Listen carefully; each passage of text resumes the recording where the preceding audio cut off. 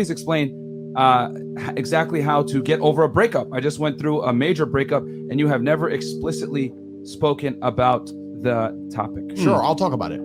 First things first is that going through a breakup sucks. And every single man out here, no matter what they say, understands how bad it is to go through a breakup and understands what heartbreak's like.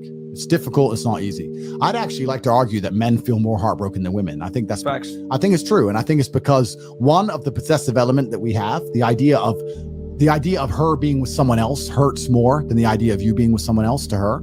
And secondly, because you have a lot less options than she has instantly. So I think that breakups are worse for men than they are for women. And I understand how difficult and hard they can be. However, unfortunately, the unfortunate reality is that chasing her and being dedicated to her and saying you're going to do whatever she wants, etc., is very unlikely to work. When I get a message from whoever and he goes, my wife left me, I'm devastated. I say, I understand. I completely understand how hard it can be to lose a woman that you've given your entire life to. And you've done so many nice things.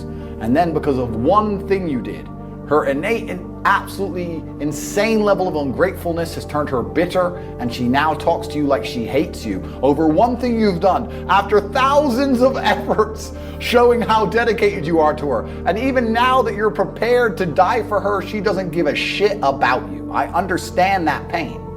But my answer is, good. It's still good. When bad things happen to me, You love it. I kind of enjoy it. And I think that maybe it's perhaps I just enjoy it for the story.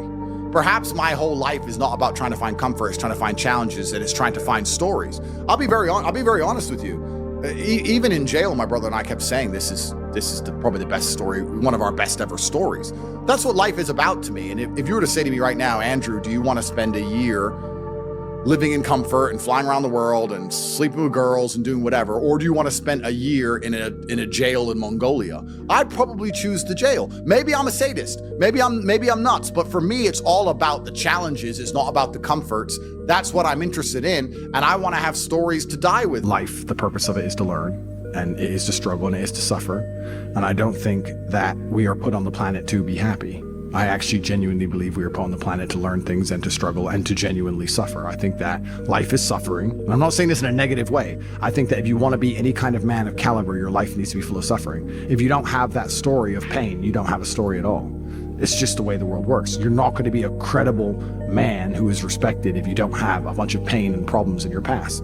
If you wake up and you're born as a man and everything goes exactly to the way you want it to and everything's nice and easy, nobody's going to respect you, and you're not even going to be happy yourself.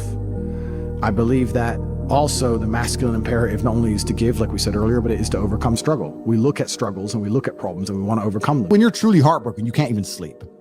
And your mind is constantly preoccupied. And instead of seeing that as a negative, what you need to do is use that as a source of unlimited power. If I was truly heartbroken today, let's imagine, and I could barely sleep, I'd be in better shape than I've ever been. I'd train like a fucking animal. You have to just take the energy inside of you. Energy cannot be destroyed. It can only be converted, whether it's heat into light or momentum into friction or however you want to put it, right? Energy cannot be destroyed. It can only be converted from one form to another. And you have to look at that and understand that the sadness inside of you is energy. You can't destroy it, but you can convert it into something else which is constructive. And you're just gonna have to suck it up, buttercup, and get over it. Yeah. And there's no other way to do it. And obviously having an abundance of women makes that easier, but I wouldn't even put it that way. I'd say if you were with a woman and you lost her and you're now lonely and she's gonna be moving on and you're absolutely not heartbroken and you're destroyed inside, I understand how difficult that is, but now you have genuine sadness inside of you, which is unlimited motivation for you to become a fucking beast, become an animal. And by the time you're finished becoming an animal, you won't care anymore.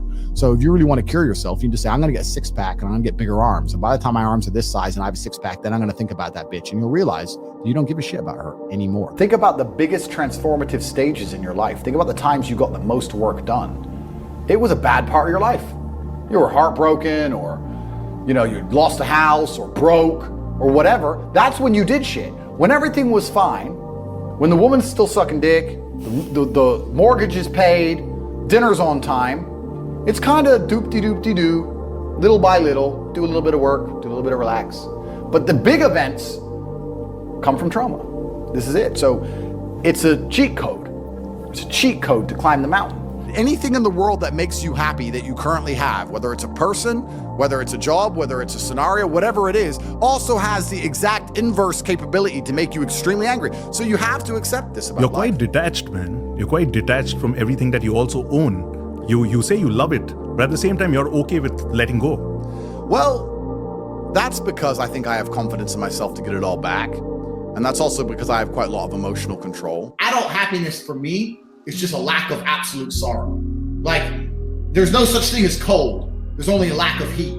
Scientifically, cold doesn't exist. Heat exists, and a lack of heat creates cold. Well, I think it's the same thing with happiness. There's no such thing as happiness. There's just a lack of sorrow. If I'm not grief-stricken, if I'm not sitting here and I'm really devastated, if my family members haven't died, if I'm not bawling my eyes out, if I'm not really struggling, then I'm a happy person because I'm not completely sorrow-filled. But I think a lot of people are somewhere in the middle, and they think because they're not at that giddy, childish happiness, there's something wrong with them. No grown-up adult is supposed to live at the fucking absolute peak of life's great, I'm happy, I'm happy, I'm happy. No one's supposed to live that way, and we're told we're supposed to live that way, and that if you ever feel a little bit sad, there's something wrong with you. That's not true. We're human beings. It's perfectly normal to wake up and be pissed off and be sad or be this or be that, because there's nothing wrong with it. The only thing that's wrong with it is to sit there and believe that you need to start taking a pill to fix it. Life as a man is pretty shit, and you're gonna feel shit for a pretty large percentage of the time.